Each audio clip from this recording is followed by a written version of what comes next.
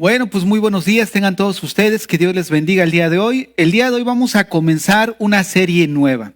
Esta serie la hemos titulado Un mundo en confusión. Un mundo en confusión. Y el tema que vamos a abordar el día de hoy es el tema número 1, que lo he titulado La batalla cultural. La batalla cultural. Yo sé que muchos estamos familiarizados con este término, porque este término lo hemos estado escuchando en los últimos años constantemente. Pero en realidad, ¿qué es la batalla cultural? Y como cristianos, ¿cuál debería de ser nuestra participación en ella? Esto es lo que vamos a ver el día de hoy. Y quiero comenzar definiendo qué es batalla cultural. ¿Qué es la batalla cultural? Para eso, nosotros necesitamos primero entender qué es cultura. La cultura, hermanos, se refiere al conocimiento, a las ideas, al sistema de pensamiento, a los valores, a las costumbres de una sociedad. ¿Qué es la sociedad? La sociedad es un grupo de personas y la cultura apunta a los valores de ese grupo de personas. Por ejemplo, algo que ahorita voy a desarrollar a lo largo de la enseñanza es que nosotros necesitamos ver que a lo largo de la historia han existido diferentes sociedades con diferentes culturas, sistemas de pensamiento distintas de una a la otra. Nosotros como cristianos no nos regimos bajo una costumbre terrenal o bajo, si soy mexicano, si soy, no sé, de Chile, de Colombia, tenemos ciertas costumbres. A lo mejor sí hay ciertas costumbres, pero nosotros necesitamos ver que ya como cristianos asumimos los valores y el sistema de pensamiento bíblico de Cristo. Entonces, cuando hablamos de un grupo de personas, estamos hablando de una sociedad. Pero cuando hablamos de los valores de esa sociedad, nos referimos a la cultura. Ahora, una vez que entendemos qué es cultura, podríamos nosotros definir entonces qué es batalla cultural. La batalla cultural es la lucha por el dominio de esos valores. Fíjate nada más. Es la lucha por el dominio de esos valores, de esas creencias, de esos pensamientos. Entonces podríamos decir que la batalla cultural apunta hacia la ideología de un grupo de personas. Esto es importante. ¿Por qué? Porque la ideología a través de la historia ha sido usada, las diferentes ideologías, para el control de las masas. Entonces, la lucha cultural tiene que ver con la posesión o el dominio del pensamiento, de cómo controlar el pensamiento, porque controlar el pensamiento empezamos a controlar los valores de una cultura y por lo tanto ejercemos control sobre ese grupo de personas.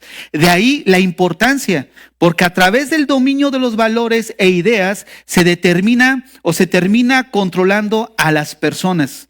Entonces, la batalla cultural es la lucha por el control de pensamiento y la cultura de una sociedad. Y es precisamente lo que estamos viviendo en la actualidad. Uno de los principales campos de batalla cultural es la educación. Esto implica que si se cambia el marco de pensamiento sobre conceptos educativos, adoctrinando como lo que está sucediendo en la actualidad, será más fácil luego que se acepte la extensión de estos conceptos dentro de un aspecto social.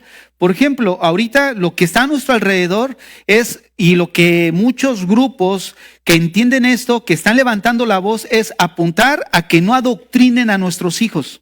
¿Por qué? Porque buscan de alguna forma tener el control de lo que ellos están pensando. ¿Cómo obtener el control de lo que ellos están pensando? Bueno, dándoles una enseñanza, una doctrina a la cual ellos van a adoptar como una verdad, van a dirigir sus valores y de alguna forma va a ser una sociedad controlada por un grupo de personas, una masa que busca controlar al grupo y obtener beneficios de eso. Ahora, esto ha movido precisamente a personas, como hace rato mencionaba, que presentan un compromiso por defender los valores morales, a levantar la voz en contra de todo esto que está surgiendo. Y todos lo tenemos en nuestra mente, nombres de ellos. Los invitan a televisión, a estaciones de radio, porque de alguna forma, pues su conciencia todavía está funcionando. Y están viendo cómo el mundo entero está siendo controlado precisamente en sus valores y en su pensamiento a través de un adoctrinamiento. Y este adoctrinamiento pues ya no apunta hacia nosotros como adultos, sino apunta hacia nuestros hijos. Porque adoctrinando una generación y otra generación y otra generación, terminamos en lo que ahora vemos a nuestro alrededor, aceptando todas esas distorsiones de pensamiento y de valores. Ahora, una de las cosas que necesitamos nosotros ver, bueno, yo soy cristiano y como cristiano, ¿cuál debe de ser mi situación o cómo debo yo de participar en esta lucha cultural? Miren, esta lucha cultural, lo primero que nosotros como cristianos debemos de entender es que nuestra visión a los problemas sociales y culturales es diferente a cómo lo ven los que no tienen un entendimiento de la palabra de Dios. Y esto es clave para nosotros como cristianos. Nuestra percepción de lo que estamos viendo es distinto. ¿Por qué? Porque nosotros entendemos que y vemos los acontecimientos a la luz de la revelación bíblica. Por ejemplo, lo que está pasando en Israel en la actualidad. Nosotros, el mundo secular lo mira como una guerra, como algo que de alguna forma, pues así es, ¿no? Es una guerra, pero algo que es una guerra entre terroristas y el pueblo de Israel. Pero nosotros lo vemos bajo una perspectiva bíblica. ¿Cuál es? Bajo los planes de Dios, lo que está sucediendo. Eso es lo mismo que estamos viendo en esta lucha cultural. Por ejemplo, nosotros ya estudiamos en la serie anterior de Tiempos Peligrosos cómo Pablo habla de características que iban a presentar la sociedad en los últimos tiempos. Estas características tienen que ver con sus valores y su sistema de pensamiento. ¿Cuál era? Que iban a ser sociedades desprovistas de toda virtud, pero que iba a abundar en vicios. De alguna forma, lo que Pablo nos está dejando ver es cuál iba a ser la cultura y los pensamientos de las últimas generaciones. Y estamos nosotros precisamente en la última generación, en una de las últimas generaciones. Pablo ya nos lo decía con anticipación, cómo iba a ser la cultura y los valores. Miren, por otro lado, la Biblia también nos enseña que el mundo no tiene solución. ¿Sí sabía? Nosotros como cristianos entendemos eso. ¿Por qué? Porque vemos el mundo y la situación bajo una perspectiva bíblica. Algo que aquellos que de una manera pues correcta buscan ir en contra de o buscan hacer su batalla cultural, pero bajo principios pues obviamente sanos, bajo un criterio objetivo, pero al final de cuentas llega nada más hasta ahí su límite. Porque ellos buscan de alguna forma encontrar una solución a la problemática del mundo en el que estamos. Pero déjenme decirles algo, ese no es el plan de Dios.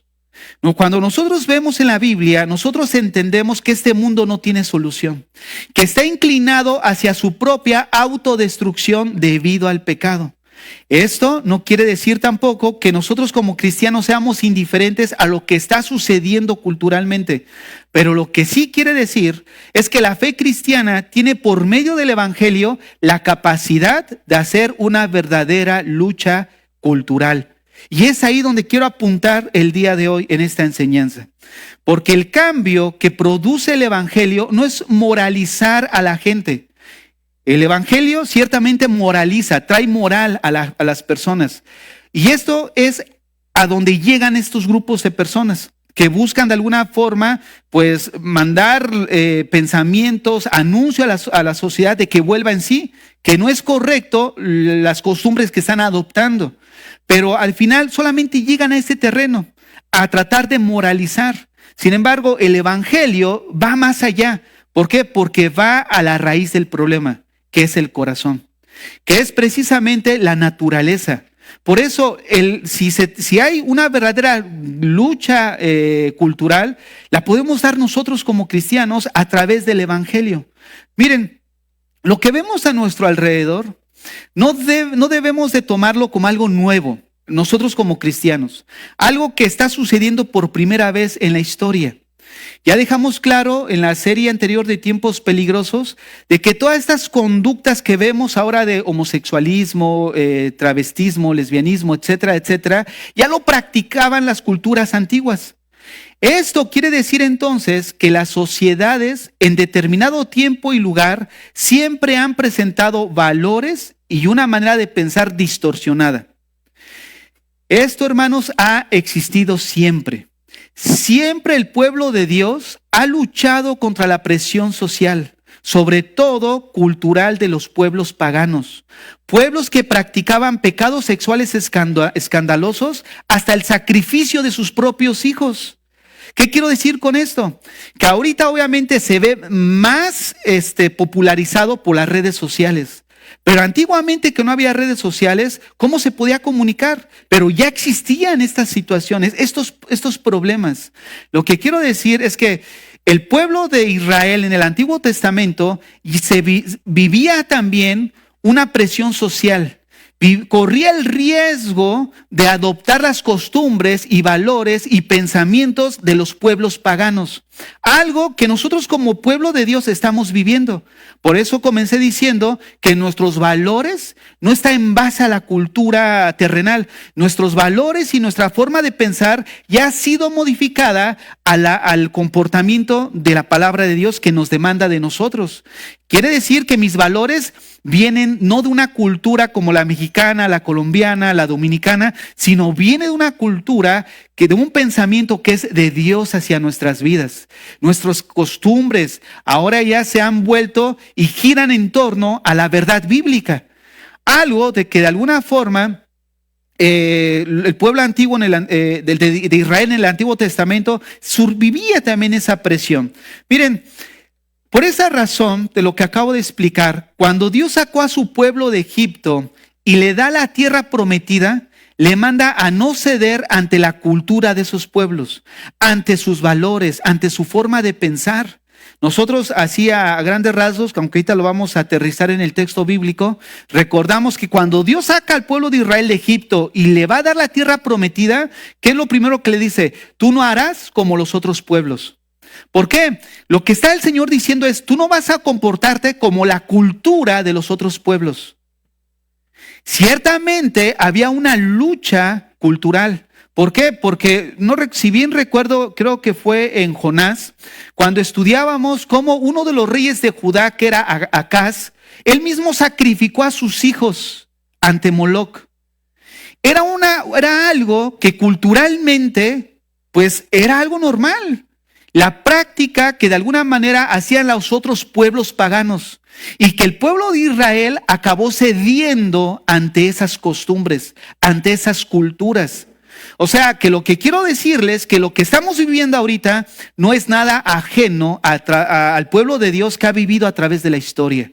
Vamos a ver dentro de esta misma serie cómo incluso en el tiempo del Nuevo Testamento, cuando se le manda a los padres a no exasperar a sus hijos, cuando vemos eso a la luz de las Escrituras y al contexto cultural, es un impacto fuerte para el cristiano. ¿Por qué razón? Porque los hijos en los tiempos bíblicos, un padre si no quería al hijo lo dejaba expuesto así a la intemperie, ya recién nacidos, lo dejaba a su suerte. Un padre lo podía matar, podía hacer con su hijo lo que quisiera. Y cuando escuchan de Pablo que no exasperéis a sus hijos, ¿te imaginas el impacto? ¿Por qué? Porque la cultura de ellos y sus costumbres y sus pensamientos era, pues, yo como padre, que es el pater familia, giraba todo en torno a él, dice, yo tengo la autoridad sobre ti, ¿y qué me van a hacer? Él podía hacer lo que quisiera. Ahora imagínate que le diga a Pablo, oye, espérate, ahora tus valores y tus pensamientos no se van a regir bajo el contexto cultural en el que vives, sino que ahora va a ser de acuerdo a los valores y a los pensamientos que encontramos a través de la palabra de Dios. Entonces lo que vemos, que todos siempre a través de la historia, el pueblo de Dios y nosotros como cristianos, en las diferentes sociedades nos hemos enfrentado ante la presión cultural y social. Ha habido siempre una batalla cultural, que ahorita se ha ampliado por las redes sociales, eso es otra cosa. Pero déjenme mencionar aquí algo que es importante. Como ahorita decía, el evangelio va a la raíz, que es al corazón, la naturaleza del hombre. Siempre ha existido esto de la cultura, del impacto social, pero Dios, hermanos, no solo le da la instrucción de no dejarse moldear por su entorno al pueblo de Israel. Cuando lo saca de Egipto y le da la tierra prometida, no solo le dice no te dejes gobernar por el sistema de pensamiento ni por la otra cultura, no adoptes todas esas prácticas, sino también le da la clave para hacer la verdadera lucha cultural. Y es lo que vamos a estudiar el día de hoy. Bíblicamente, cómo nosotros como cristianos debemos de formar parte de esta batalla cultural que siempre ha existido, pero que los cristianos realmente podemos hacer frente a eso. Lo que vamos a estudiar el día de hoy son 3 puntos. El primero, vamos a ver el mandamiento que Dios le da al pueblo de Israel. En segundo lugar, vamos a ver los valores y las costumbres de la cultura de los pueblos que estaban alrededor del pueblo de Israel. Y en tercer lugar, vamos a ver la manera que Dios les da para librar la batalla cultural. Y agárrense porque el punto 3, ahí es el clímax de la enseñanza. En primer lugar, vamos a ver el mandamiento. Miren, cuando Dios saca a Israel de Egipto y lo mete a la tierra prometida, obviamente esa tierra prometida estaba rodeada y estaba habitada por pueblos paganos. Lo primero que Dios le dice es, no tengas esas mismas prácticas abominables que él. O sea, no te dejes subordinar bajo su cultura, sus tradiciones, sus costumbres, sus pensamientos. Abran su Biblia ahí en Deuteronomio 6, del 10 al 14, porque ahí es donde vamos a encontrar el mandamiento que Dios les da cuando salen de Egipto y los mete a la tierra prometida, a un lugar donde estaba rodeado de pueblos paganos. Prácticas, hermanos, que nos quedaríamos cortos en describirlas. Vean lo que dice el verso 10. Cuando Jehová tu Dios te haya introducido en la tierra que juró a tus padres Abraham, Isaac y Jacob que te daría, en ciudades grandes y buenas que tú no edificaste, y casas llenas de todo bien que tú no llenaste, y cisternas cavadas que tú no cavaste, viñas y olivares que no plantaste, y luego que comas y te sacies. Escucha esto, cuídate de no olvidarte de Jehová que te sacó de la tierra de Egipto, de casa de servidumbre. A Jehová tu Dios temerás, a él solo servirás y por su nombre jurarás. No andaréis en pos de dioses ajenos, de los dioses de los pueblos que están en vuestros contornos. Nosotros, para poder entender el texto, necesitamos ubicarnos en los pies de aquellos que vivieron en esa época. Porque esta instrucción bajo nuestra época no tiene ningún sentido. Porque para nosotros ir en pos de otros dioses probablemente sería simplemente llegar y postrarte ante una imagen. A lo mejor ser idólatra, llevar tu virgencita o tu San Juditas Tadeo o X cosa. Pero en los tiempos del Antiguo Testamento no era así. Lo primero que Dios le da son 3 instrucciones. La primera, temerás a Jehová. O sea, temer a Dios. La segunda, servir a Dios. Y la tercera, jurarás por su nombre. ¿Qué implica todo esto? En primer lugar, temor, como ya lo hemos dicho, el temor es la actitud religiosa de reverencia, de respeto, de adoración a Dios. Y la palabra servir contiene la idea de esclavitud, porque Israel servía como esclavo en Egipto. Pero ahora cuando Dios le dice servirás a Dios, de alguna manera el pueblo de Israel entendía que era esclavo de Dios, pero ahora era distinto, porque era una esclavitud en adoración a Dios, distinto a la forma en que ellos entendían la esclavitud en Egipto. Y el punto 3, cuando dice jurarás en nombre de Dios, ustedes han visto, no sé si todavía lo hagan ahí en Estados Unidos, pero cuando están en la corte y ponen la Biblia y pasa la persona que va a decir algo y ponen la mano sobre la Biblia y dice, ¿juras y te comprometes? ¿Por qué hacen eso? Porque entienden que la Biblia lo toman como una fuente de autoridad. Entonces la persona que va a hacer el juramento, pues considera a la Biblia que representa a Dios como con la autoridad, con respeto, ¿no es cierto? Entonces cuando el Señor dice, jurarás en el nombre de Dios, era reconocerlo como la autoridad suprema de cada persona y como el Dios verdadero de ese entonces. Entonces, vean nada más, en primer lugar, el mandamiento que le da es temer a Dios, servir a Dios y jurar en su nombre. En pocas palabras, respetarlo, adorarlo y tenerlo como la autoridad de su vida. Pero a eso también le añade el verso 14. No andaréis en pos de dioses ajenos, de los dioses de los pueblos que están en vuestros contornos. Y vean, aquí es importante. ¿Por qué? Porque perderíamos nosotros el significado de este mandamiento si no entendemos que seguir en pos no solo se limita en caer postrado ante una imagen, sino antiguamente el reconocer a una deidad como tal era asumir todos los valores y sistema de pensamiento que esa deidad me estaba comunicando a mí. Por ejemplo, cuando nosotros nos convertimos a Cristo, ahora, ¿cuáles son tus valores? ¿Por qué ya no robas? ¿Por qué ya no matas? ¿Por qué tus costumbres son distintas? ¿Por qué ahora buscas una vida pues en santificación? Porque ahora nuestros valores han sido adoptados de los valores de Dios, de su persona de Dios. Proceden de una divinidad. Entonces, ir en pos, en el contexto del Antiguo Testamento, de una divinidad, era también seguir lo que esa divinidad demandaba para su adoración. ¿Quieres seguirme? Decía el dios Moloch, sacrifícame a tus hijos. ¿Quieres seguirme? ¿Quieres invocarme? A través de la adivinación, a través de la brujería, a través de la hechicería. Entonces, el ir en pos de un ídolo era asumir un sistema de pensamiento y unos valores y costumbres que la misma deidad demandaba de aquellos que querían ir en pos de ella. Lo mismo que vemos nosotros en la palabra de Dios. Cuando dice el Señor, mira, tú vas a entrar a un lugar donde va a haber un pueblo que va a ser tan pagano, que va a tener cultura distinta a lo que has conocido de mí, no dejes o no cedas ante eso. Ya vimos que el rey de Judá, Acaz, él sí cayó, cedió. Y no solo él, muchos a través de la historia de la monarquía de Israel cedieron ante la presión cultural de su tiempo. No libraron esa batalla cultural. ¿Por qué era una batalla cultural? Porque el propósito de Dios para el pueblo de Israel era hacer luz a las naciones. ¿Cómo iba a hacer luz? Que a través de ellos el nombre de Dios fuera glorificado y que los pueblos paganos adoraran al Dios verdadero.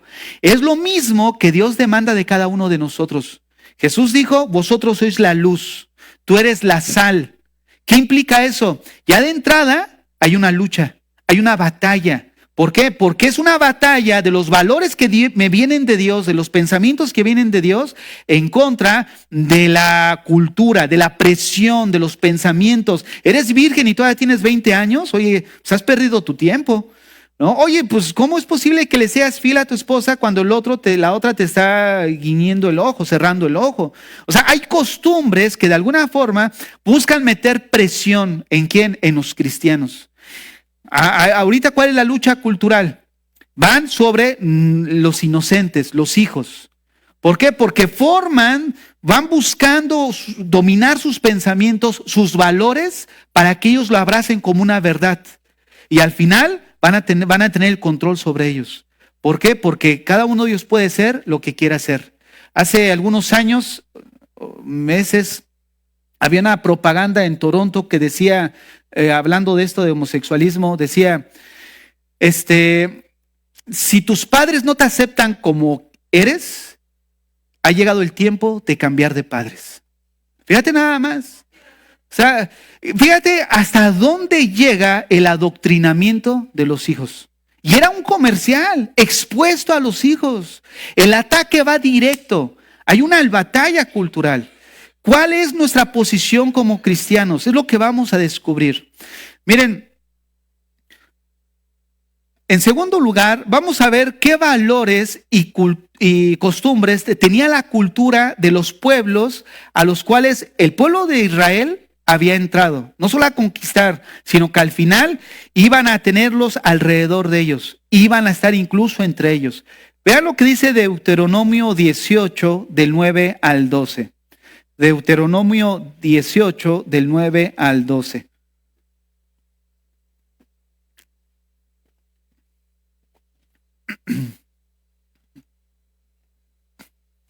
Deuteronomio 18, del 9 al 12. Dice así: cuando entres a la tierra que Jehová tu Dios te da, no aprenderás, fíjate, no aprenderás a hacer según sus abominaciones de aquellas naciones. No aprenderás. ¿Qué implica? No asumir sus mismas tradiciones, costumbres, valores, sistema de pensamiento. ¿Qué es eso? Eso es la cultura. La cultura que tenía un cierto grupo de personas en un lugar y en un tiempo establecido. A lo largo de la historia han existido diferentes sociedades que se caracterizan por tener una diferente cultura, diferentes valores. En los 80, si no me equivoco, 60, los hippies, cómo se vestían, se caracterizaban de una manera distinta. Antiguamente iban a las mujeres, iban a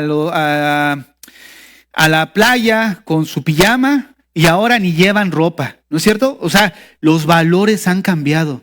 No sé, hace 2, 3 años, no sé si se acuerdan aquí en Quebec, que incluso en Canadá, en Montreal, que incluso empezaron a sacar fotos porque estaban asombrados que hubo una oleada de calor tan intensa que las mujeres iban a comprar al Tim Horton literal, ya casi sin traje de baño.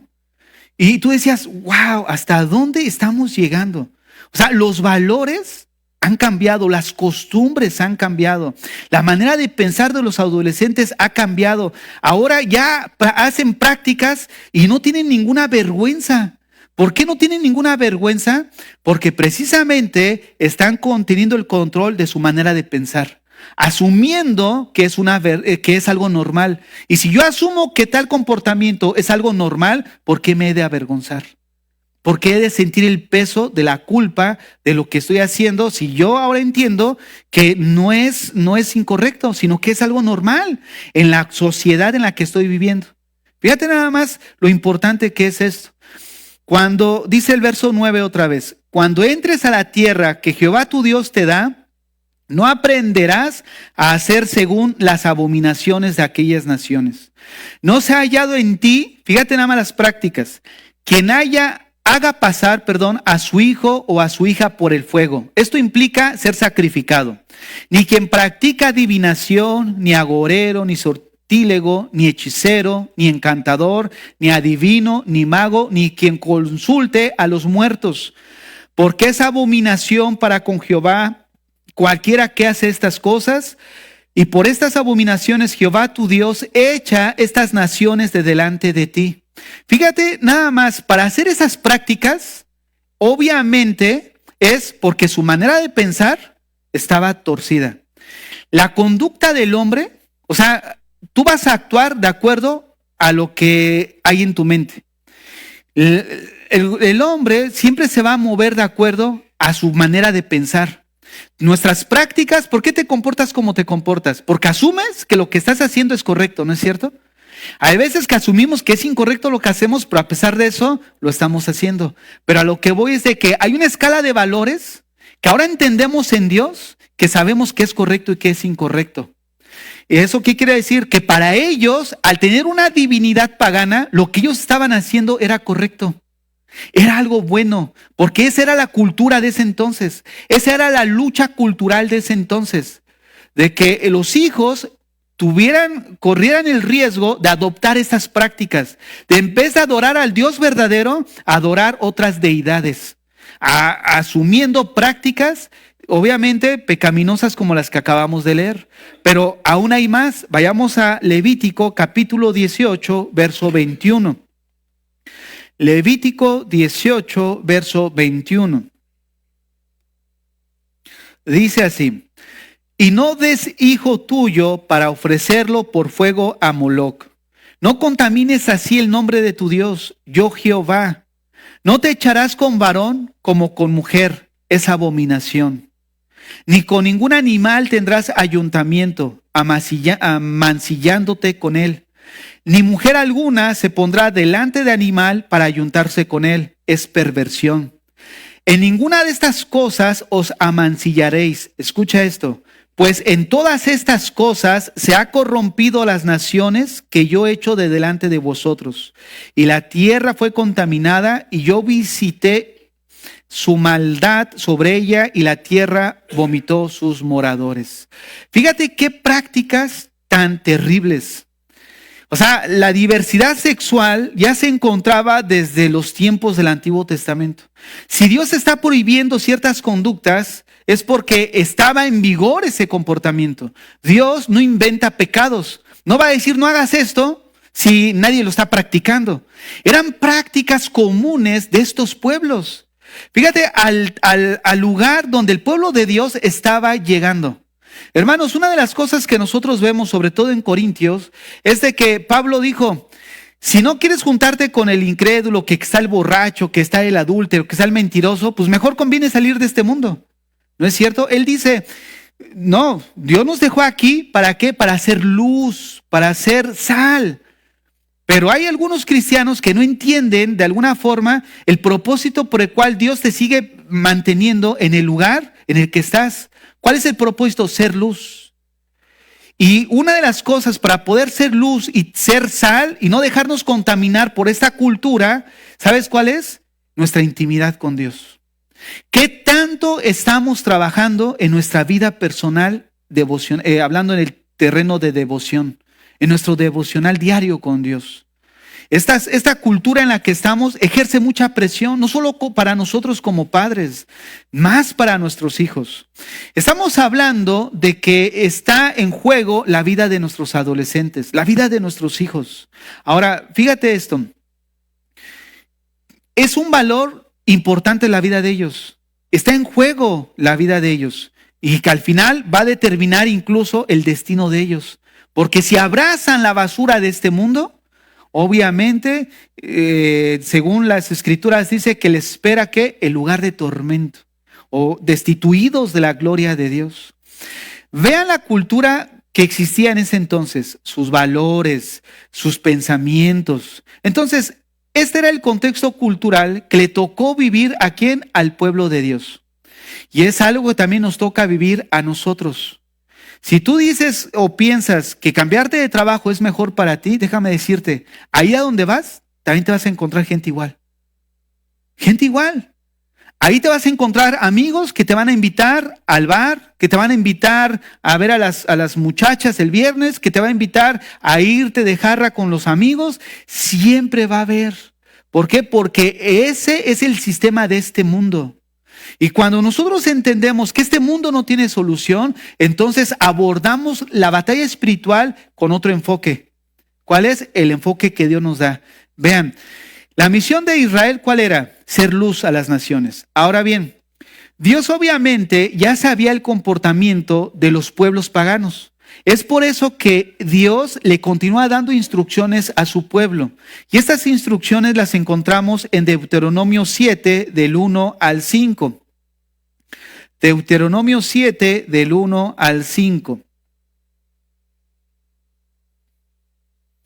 Cuando Jehová tu Dios te haya introducido en la tierra en la cual entrarás para tomarla, y haya echado de delante de ti a muchas naciones, al Eteo, al Gergeseo, al Amorreo, al Cananeo, al Fereceo, al Heveo y al Jebuseo, 7 naciones mayores y más poderosas que tú, Jehová tu Dios las haya entregado de delante de ti y las hayas derrotado, las destruirás del todo. No harás con ellas alianza, ni tendrás de ellas misericordia, y no emparentarás con ellas. No darás tu hijo a su hijo, no darás tu hija a su hijo, ni tomarás a su hija para tu hijo. Y observa el verso 4. Porque desviará a tu hijo de en pos de mí, y servirán a dioses ajenos. ¿Cuál era el propósito por el cual Dios había mandado esta instrucción? Salvaguardar la integridad espiritual de su pueblo. Y ahorita nos encontramos igual. O sea, ¿cuál es el objetivo? Salvaguardar a nuestros hijos, a nuestros adolescentes, a nosotros mismos. ¿A qué? A que no tomen y no cedan ante la presión cultural. Porque dice ahí que tarde o temprano van a terminar desviando el corazón de los hijos y servir a dioses ajenos. ¿Cuáles son los dioses ajenos que ahora podríamos mencionar? Miren, hay muchos.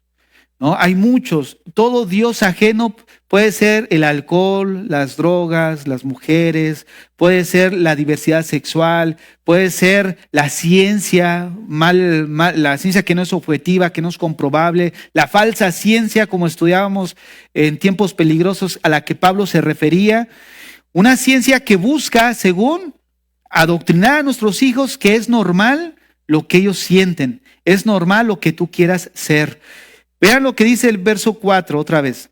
Porque desviará tu hijo de en pos de mí, y servirán a dioses ajenos, y el furor de Jehová se encenderá sobre vosotros, y te destruirá pronto. Mas así habéis de hacer con ellos, sus altares destruiréis, y quebraréis sus estatuas, y destruiréis sus imágenes de acera, y quemaréis sus esculturas en el fuego. Miren, la instrucción de Dios era destruir. Destruir todo tipo de pensamiento que de alguna manera distorsionaba la imagen de Dios en el hombre. Porque recordemos que al final estas deidades y estos altares no solamente es la imagen como tal, sino que estaba detrás de eso un sistema de pensamiento, una manera de cómo ofrecer adoración a esas imágenes. Dentro, incluso en el libro de Éfeso, el libro de Éfeso. En el libro de Hechos, cuando Pablo empieza a narrar la Diana, diosa de los Efesios, una de las formas en que se le adoraba a la diosa Diana era a través de las relaciones sexuales. Había más de 1000 prostitutas en su templo sirviendo, ¿para qué? Para tener sexo con el que viniera, y era una forma de adoración.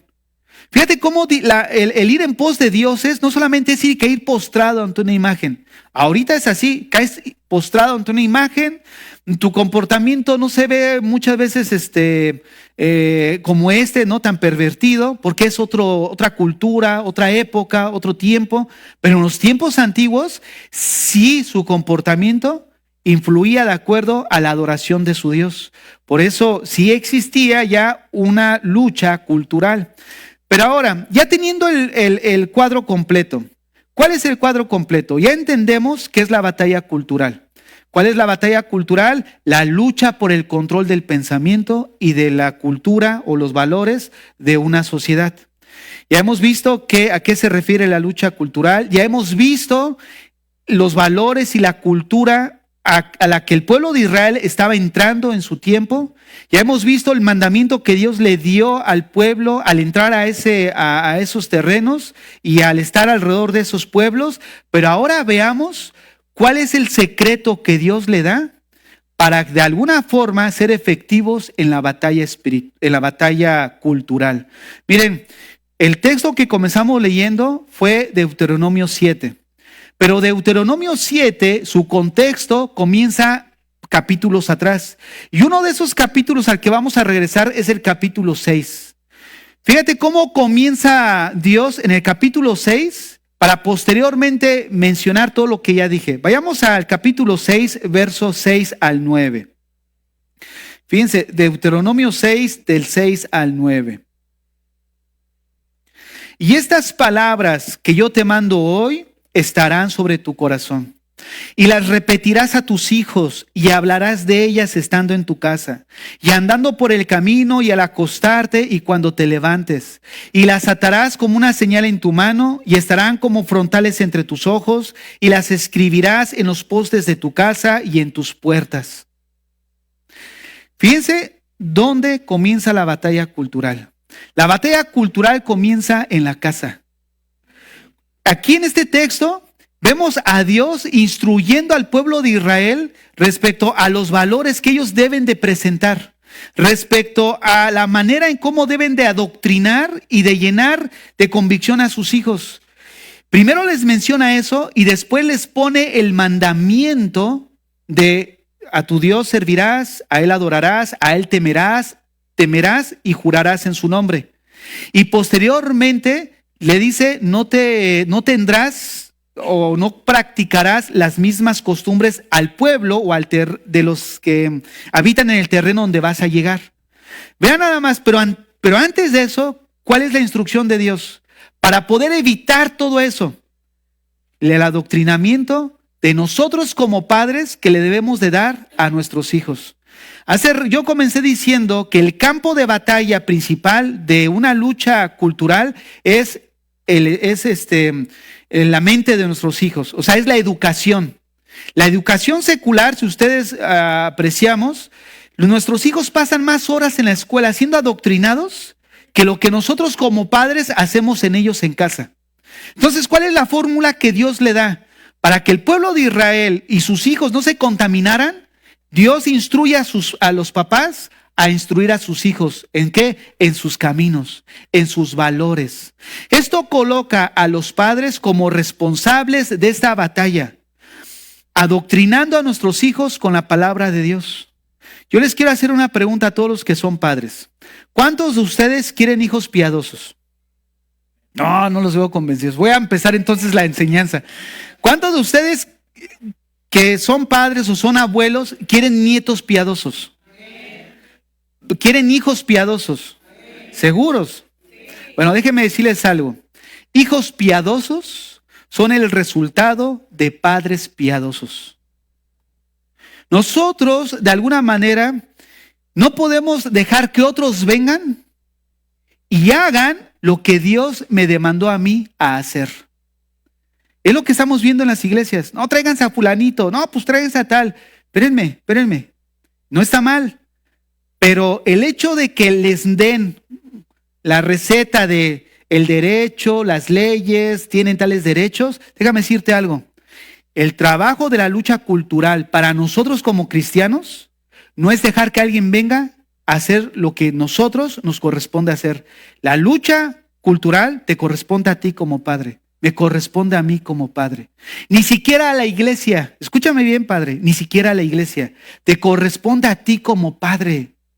Ahora, aquí es donde ya entramos en perspectiva.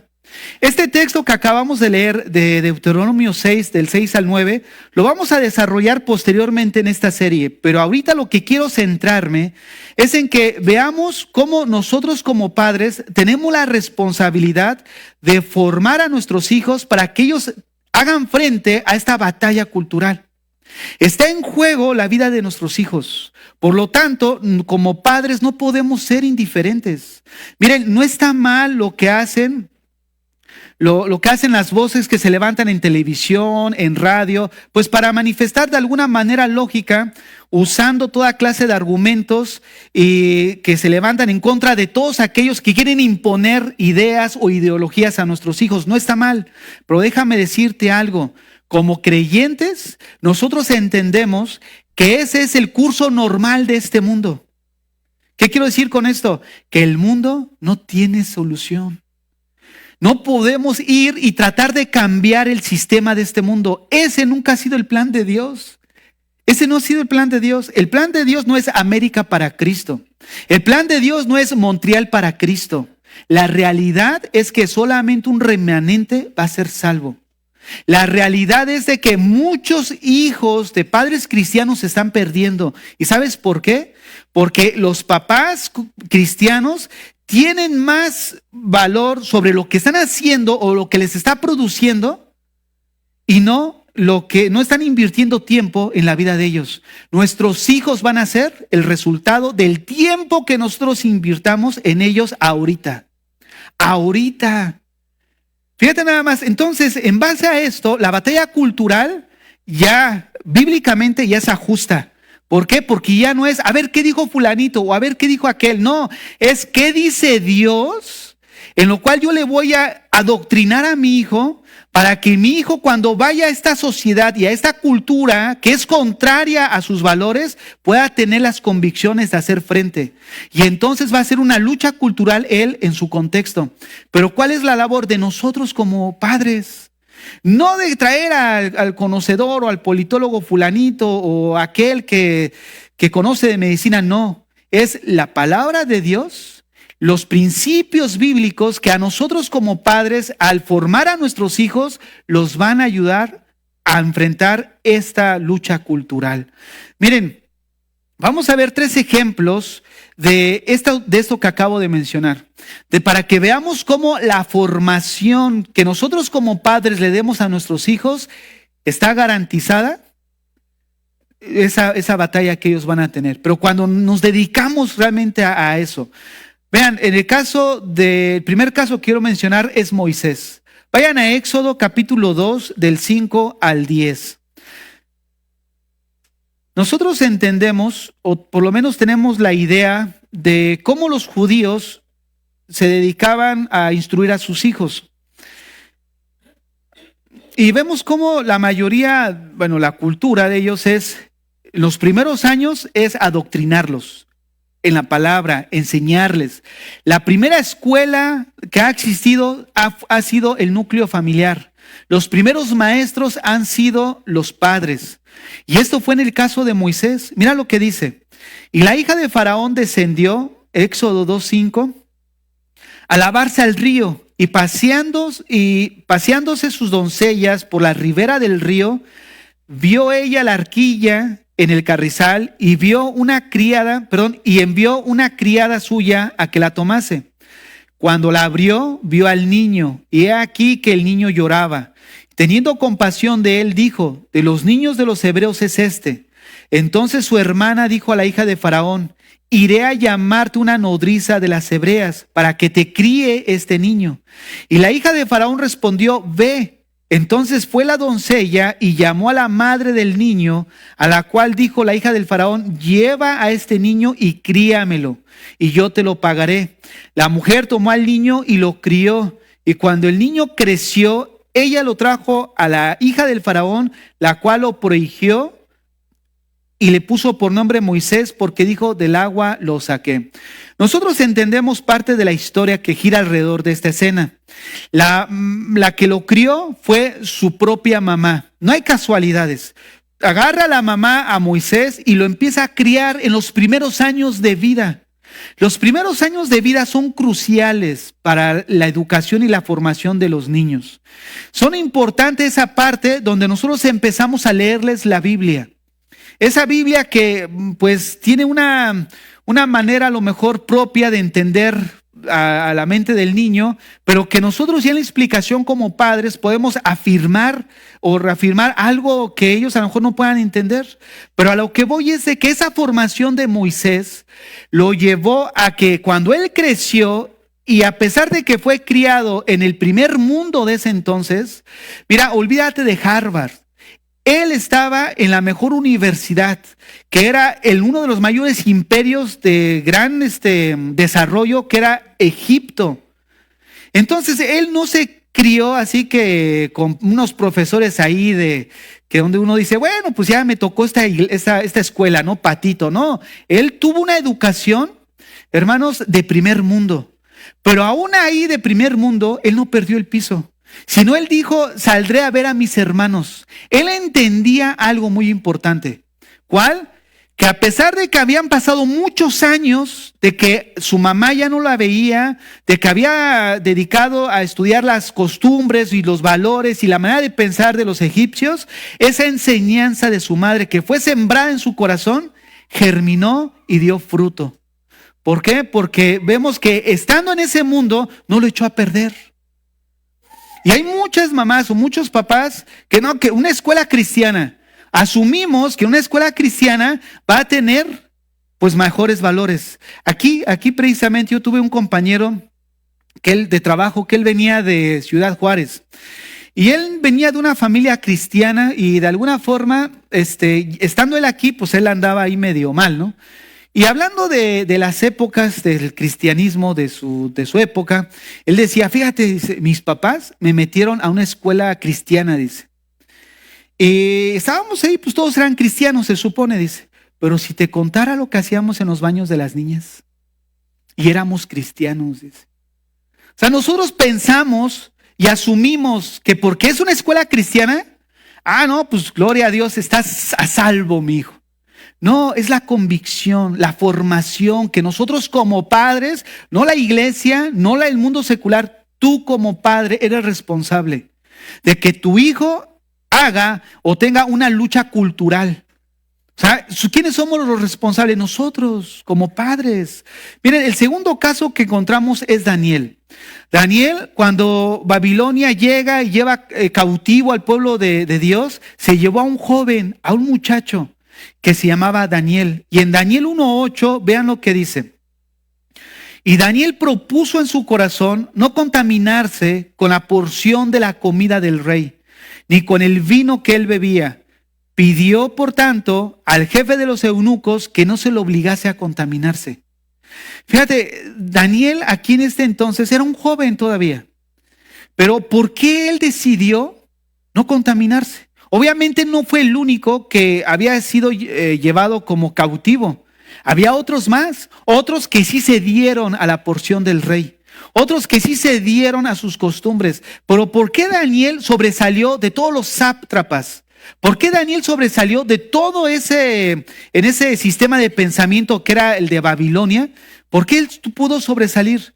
Por la convicción plantada en su corazón, el adoctrinamiento que recibió durante los primeros años de su vida por sus padres. Dice Proverbios: oye, hijo mío, la instrucción de tu padre y no desprecies la dirección de tu madre. Proverbios coloca al padre y a la madre como los principales maestros de la formación, de la educación de nuestros hijos. O sea que si la generación se está perdiendo es porque hay mucha ausencia de padres. Y eso lo podemos ver cuando tú sales a las calles. Generalmente esos jóvenes que de plano andan mal en su vida, en todo lo que están haciendo, tú miras el trasfondo de ellos y vienen de familias disfuncionales, de padres divorciados. El año pasado, yo platicando con mi hijo, salió la plática de sus amiguitos de la escuela y de sus papás. Oye, fulanito, y salió la plática, no, fíjate, está triste. ¿Y por qué? Porque su papá se divorciaron. Ah, de verdad, sí. Y fulanito también. El chiste, hermanos, sin mentirles, todos sus amigos estaban sus papás divorciados. Todos. Yo dije, wow, ¿en dónde estamos? ¿En dónde estamos parados? No es de extraño ver por qué se está perdiendo la batalla cultural. Déjame decirle algo, no la van a ganar. ¿Sabes por qué? Porque ya este mundo y este sistema no tiene solución. No tiene solución. Dice Apocalipsis que Dios va a hacer un mundo nuevo. Cielos nuevos y tierra nueva. Este mundo se va a perder. O sea, no hay solución. Entonces, ¿dónde hacer la guerra cultural? En la casa, en el núcleo familiar. Es ahí. Y es ahí precisamente donde muchos padres de familia estamos perdiendo la batalla.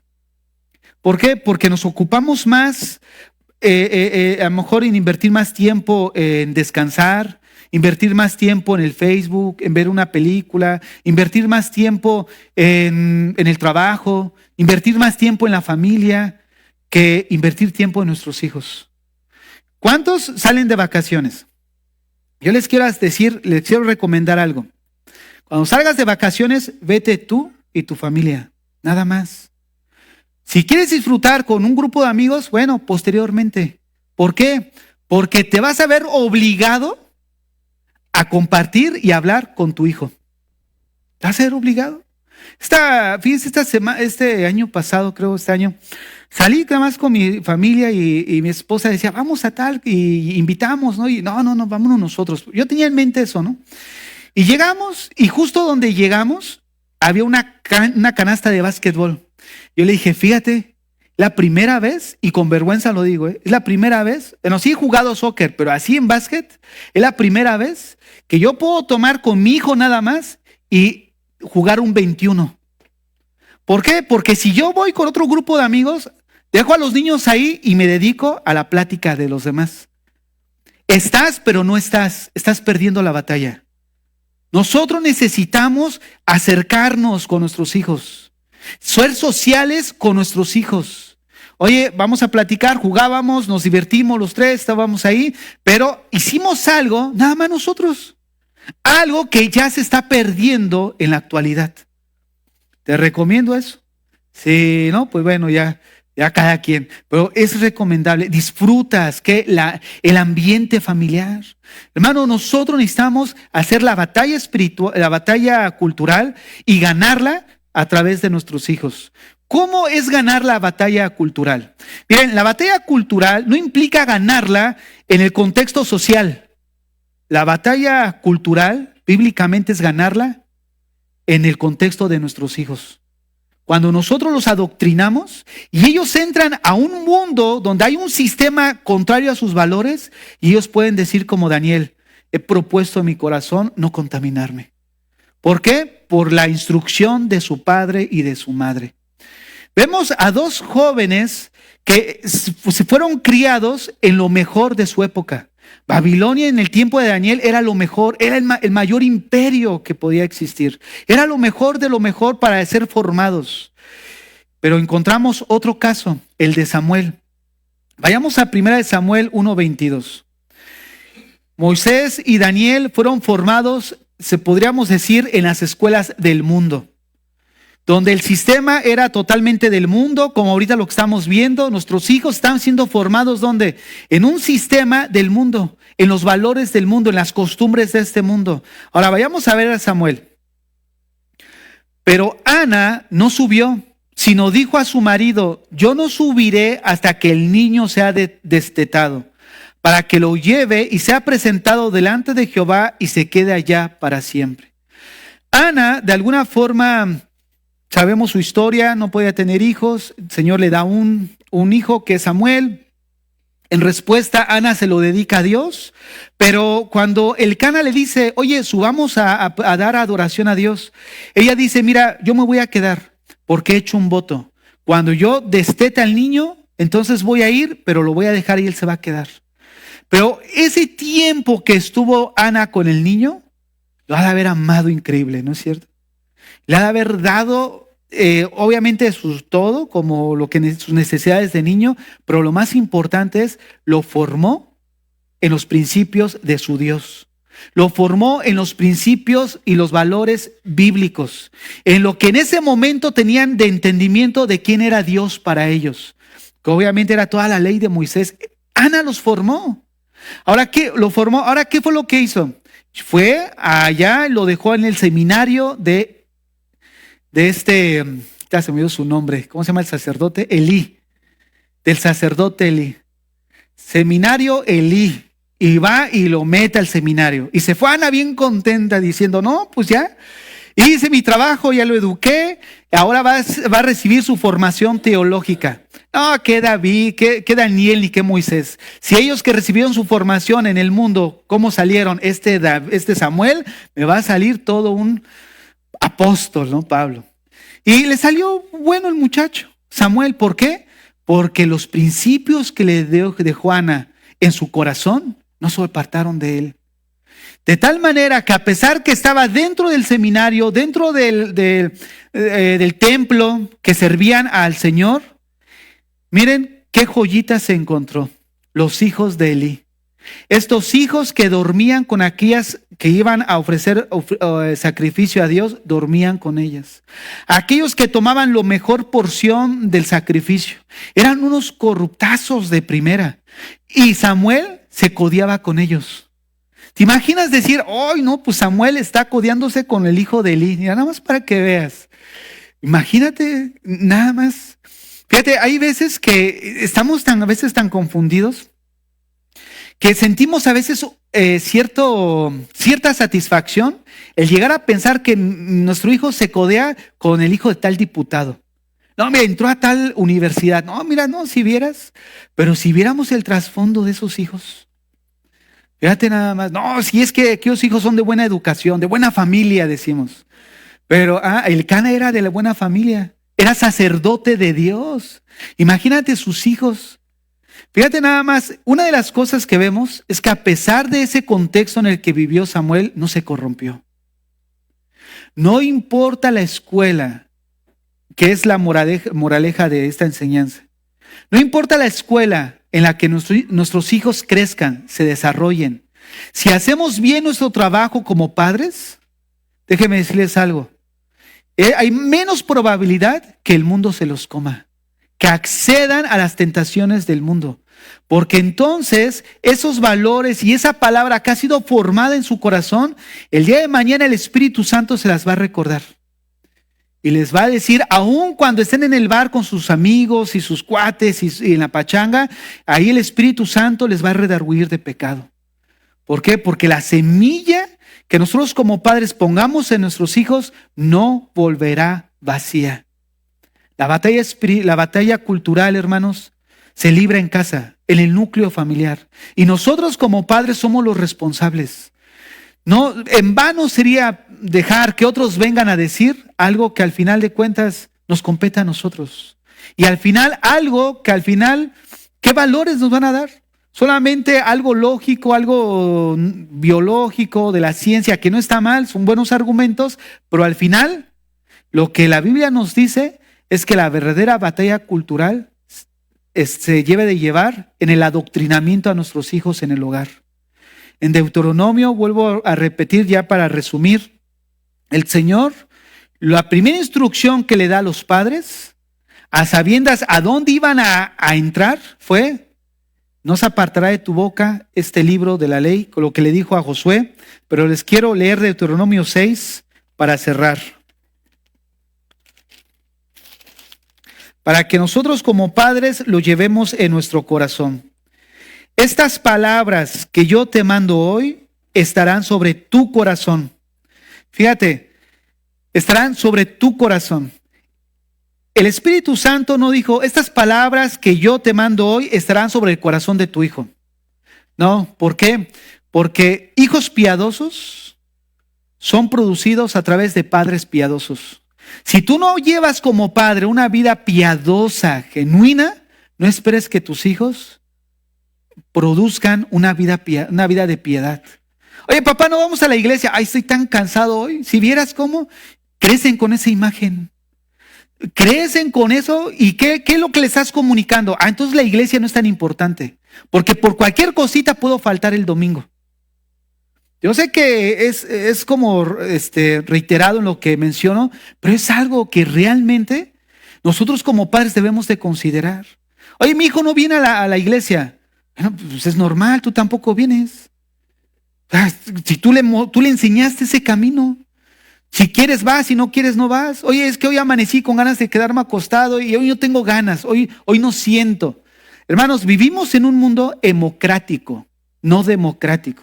La democracia es el gobierno del pueblo, ¿no es cierto? Pero democrático se refiere al gobierno de las emociones. Vivimos en un mundo donde todo gira en torno a las emociones. Y son las emociones las que están gobernando nuestras decisiones, lo que hacemos y lo que no hacemos. Y ese es el resultado por el cual muchos de nuestros hijos están perdiendo. Y se está perdiendo la batalla cultural cristiana, que esa sí es la que tiene potencial para cambiar, no el mundo entero, pero sí para cambiar a los que están a nuestro alrededor y darle cobertura a nuestros hijos de salir victoriosos.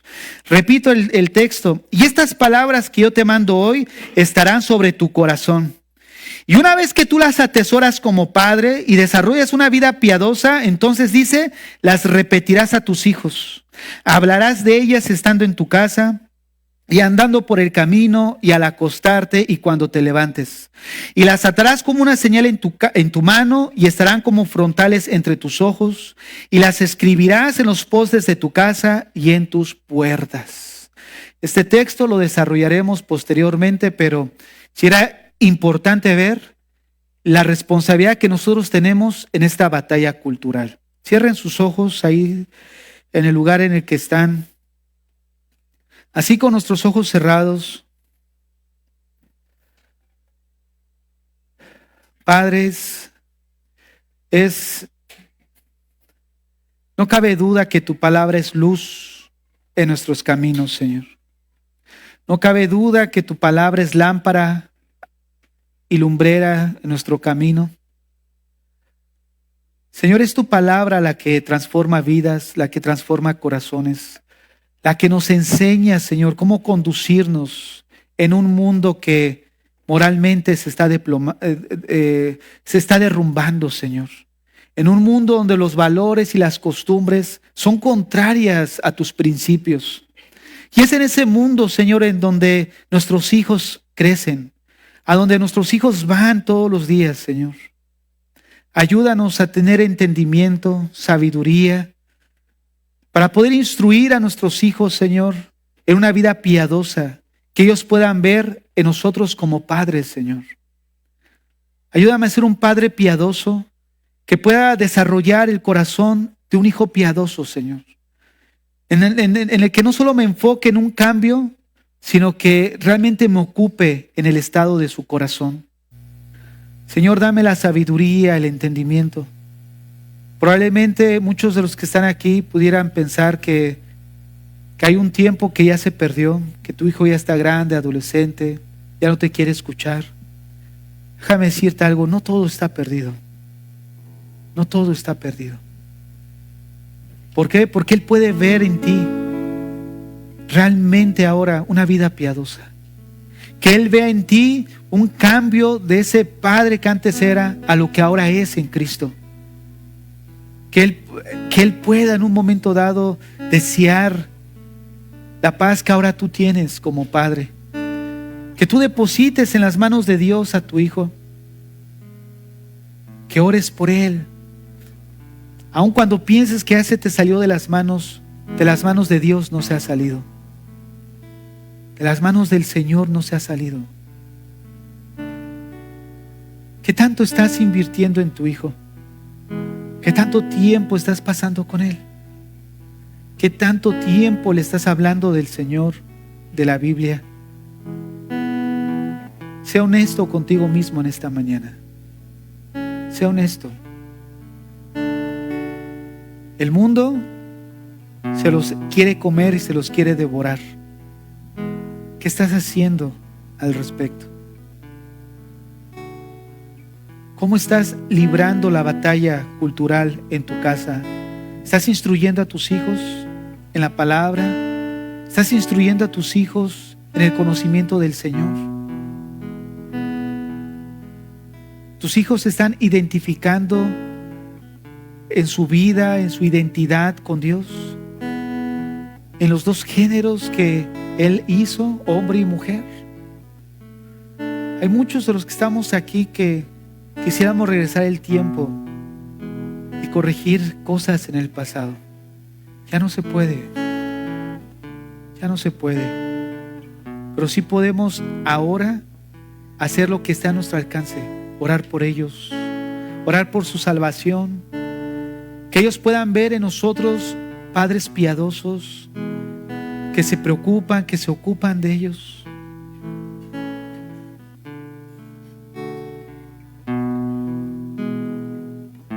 Padre, abuelo que estés aquí en esta mañana, ¿por qué no decides en tu corazón participar de esta batalla cultural? De no ser indiferente, pero no de participar, irte a manifestar en frente de la escuela de tu hijo, no irte a manifestar en frente del Senado, ahí en frente de Trudeau. No. Eso no tiene solución. Y no por eso vamos a ser indiferentes, no. Pero apunta donde la Biblia apunta. En casa, con tu familia, con tus hijos. Padres piadosos producen hijos piadosos. El resultado de nuestros hijos será el resultado que nosotros invirtamos en ellos ahora. Evalúa cuánto tiempo estás pasando con ellos. ¿Qué tanto hablas con ellos? Evalúalo en tu corazón. Señor, aquí estamos delante de ti. Venimos a poner nuestras vidas y a reconocer que hemos hecho muy poco, Señor. Que el mundo de alguna forma nos está llevando la delantera por nuestra indiferencia, por la falta de entender o de conocer cómo es la batalla cultural. Te rogamos que nos perdones, que limpies nuestro pecado, que nos des el entendimiento y la sabiduría ahora para poder abordar con nuestros hijos, con los nietos, tu palabra, tus principios, que ellos puedan crecer, Señor, en el fundamento de tu palabra, para que ellos puedan, Señor, resistir ante la presión social y cultural. Ponemos en tus manos a nuestros hijos, a los jóvenes de la iglesia, a los nietos de nuestros hermanos, los ponemos en tus manos. A todos aquellos a los cuales tenemos influencia, Señor, los ponemos en tus manos. Bendice a estos hijos, Señor. Bendice a nuestros jóvenes. Señor, danos sabiduría para educarlos, para guiarlos, para instruirlos. Y te rogamos por la salvación de ellos. Que les des un corazón dócil, Señor, para el arrepentimiento. Para que ellos puedan sentir la culpa de su pecado. Habla a sus corazones, Señor. Habla a sus vidas. Que podamos ver jóvenes arrepentidos, jóvenes con una nueva naturaleza, hijos en la escuela dominical que de alguna forma también sean nacidos de nuevo, Señor. Por la generación que viene, que tú le bendigas, Padre. En el nombre de Jesús, amén y amén.